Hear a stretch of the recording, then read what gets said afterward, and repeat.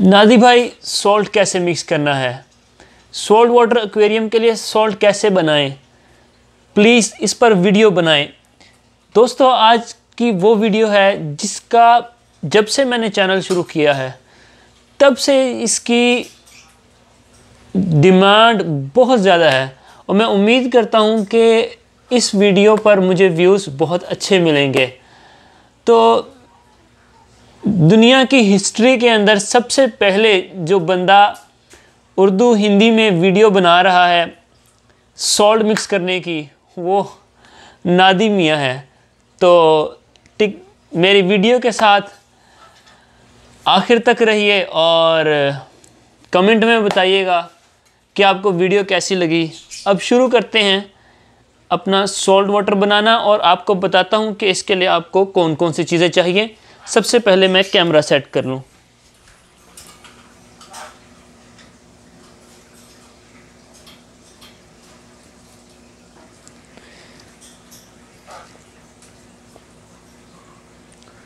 जी तो दोस्तों, सबसे पहले तो ये बकेट है और बकेट के अंदर पानी है और ये जो पानी है ये RO वाटर है। क्योंकि मेरे घर में RO यूनिट ऑलरेडी लगा हुआ है तो इसलिए मैं RO वाटर यूज़ करता हूँ। क्या RO वाटर यूज़ करना ज़रूरी है? अगर आप एक फ़िश ओनली सिस्टम लगा रहे हैं, यानी आपने सिर्फ मछलियाँ रखनी है, आपने कोरल्स नहीं रखने, अनेमनी नहीं रखनी, तो आप अपना टैप वाटर यूज़ कर सकते हैं। लेकिन उसके अंदर भी आप ट्राई करें कि जितने कम TDS हों उतना ज़्यादा बेहतर है। अगर आपके पास बोरिंग का पानी है जो मोटर नीचे से उठाती है, जैसे ट्यूबवेल का पानी कहते हैं, जिसे वेल वाटर कहते हैं अंग्रेज़ी में, अगर वो वाला आपके पास पानी है तो वो जो आपके म्यूनसिपल से गवर्नमेंट का पानी आता है उस पानी से ज़मीन के अंदर का पानी ज़्यादा बेहतर रहता है। तो ये तो थी पानी पर। अगर आपके पास कोरल्स हैं तो मैं रिकमेंड करूँगा कि आप RODI वाटर का जो है वो प्लांट ख़रीद लें, यूनिट ख़रीद लें, फिल्ट्रेशन यूनिट। अच्छा, तो अब ये है सादा पानी और जो सॉल्ट है वो ये रहा। इस कंपनी ने मुझे कोई पैसे नहीं दिए कि मैं इनकी कमर्शियल करूं कि ये कौन सा सॉल्ट है, कितने का मिला है और बहुत अच्छा है तो ये है वो है। बहरहाल इसके साथ मैंने कोरल्स भी रखे और कोरल भी ठीक रहे और जो है वो फ़िश ओनली सिस्टम के लिए तो ज़ाहिर बात है ये ठीक ही है। इसकी जो पैकेट है इसके ऊपर नहीं लिखा हुआ कि इसके अंदर कितना कैल्शियम, मैग्नीशियम वगैरह है, जिससे लगता यही है कि ये सिर्फ फ़िश ओनली सिस्टम के लिए बनाया गया है। जबकि मैं इनकी वेबसाइट पर गया और मैंने जब देखा तो इनके तकरीबन वही पैरामीटर्स थे जो एक अच्छी कंपनी के होने चाहिए। कैल्शियम में भी अच्छा था, मैग्नीशियम भी अच्छी थी, अल्कलिनिटी भी अच्छी थी।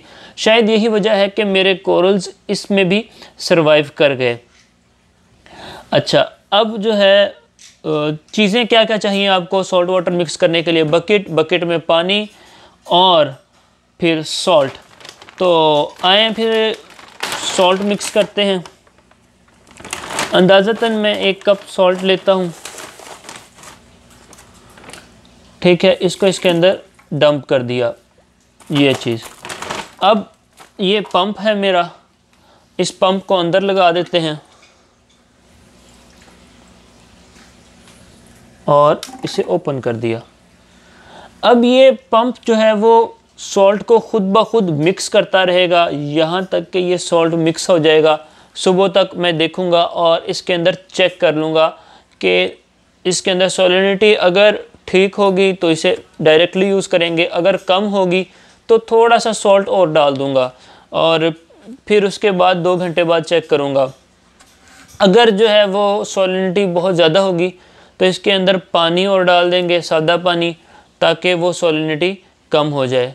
Simple is that, salt water ready हो जाएगा आपका। तो दोस्तों, ये कोई दकीक या मुश्किल बात नहीं थी, जैसा कि आपने देख लिया होगा कि इतना परेशान होने वाला मसला नहीं था।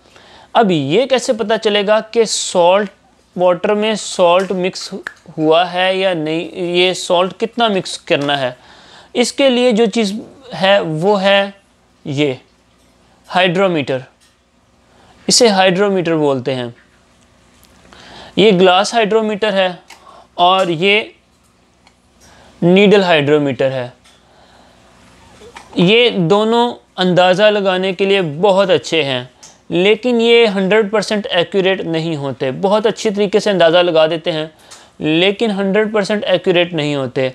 अगर आपके पास LPS सिस्टम है या LPS कोरल हैं, SPS कोरल हैं या कोई भी कोरल हैं अगर आपके पास, या आप चाहते हैं कि आपको परफेक्ट रीडिंग मिले, तो उसके लिए आप एक रिफ्रैक्टोमीटर पर इन्वेस्ट करें, एक रिफ्रैक्टोमीटर ख़रीदें और रिफ्रैक्टोमीटर आपको काफ़ी हद तक जो है वो आपको एक परफेक्ट, या परफेक्ट तो नहीं, एक बहुत हद तक एक्यूरेट रीडिंग बताएगा। अब ये देखें, ये बिल्कुल इसकी नीडल नीचे है और अब हम इसके अंदर ये सॉल्ट वाटर डालते हैं और देखते हैं कि इसके अंदर कितना आया है, इसके अंदर रीडिंग क्या चल रही है।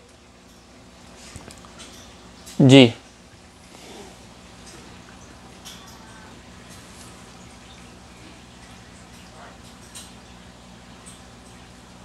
इसके अंदर 1.026 रीडिंग है, आ रही है मेरे पास,